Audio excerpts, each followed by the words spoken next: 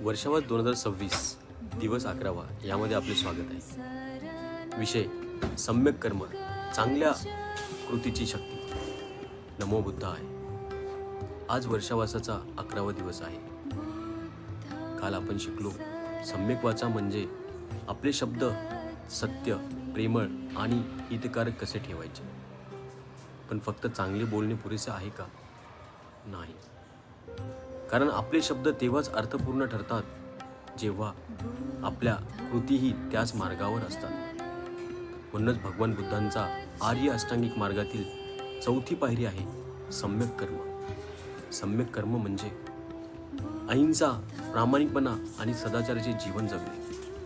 बुद्धांच्या शिकवणीत सम्यक कर्माचा अर्थ शरीराने केलेल्या अशुभ कृतीपासून दूर राहणे असा आहे. त्यात प्राणीमात्राला इजा न करणे, जे दिलेले नाही ते न घेणे आणि कामाचारातील गैरवर्तन टाळणे यांचा समावेश होतो. आपण अनेकदा विचार करतो, मी कोणाला मारत नाही, चोरी करत नाही, मग माझे कर्म योग्यच आहे. पण सम्यक कर्माची भावना त्याहून व्यापक आहे. आपली कृती दुसऱ्याला दुःख देते आहे का? आपल्या कृतीमुळे कोणाचा विश्वास तुटत आहे का? आपल्या फायद्यासाठी आपण दुसऱ्यावर अन्याय तर करत नाही आहे ना? हे प्रश्न स्वतःला विचारणे धम्म साधनेचाच एक भाग आहे. लक्षात ठेवा, चांगले विचार मनाला शुद्ध करतात, चांगले शब्द नाती जोडतात आणि चांगली कर्मे जीवनाला अर्थ देतात.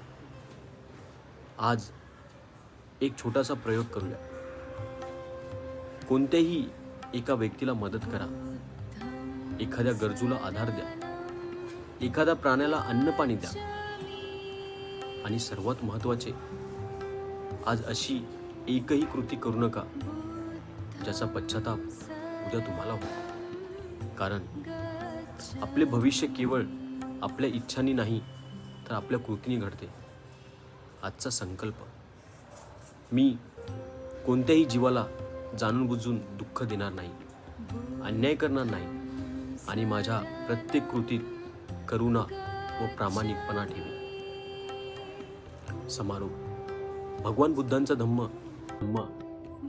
आपल्या विचारांना शुद्धता, वाणीला सत्यता आणि कृतींना करुणेची दिशा देव. सर्वांचे कल्याण हो, सर्वांचे मंगल हो, सर्व प्राणी सुखी हो. साधू साधू साधू.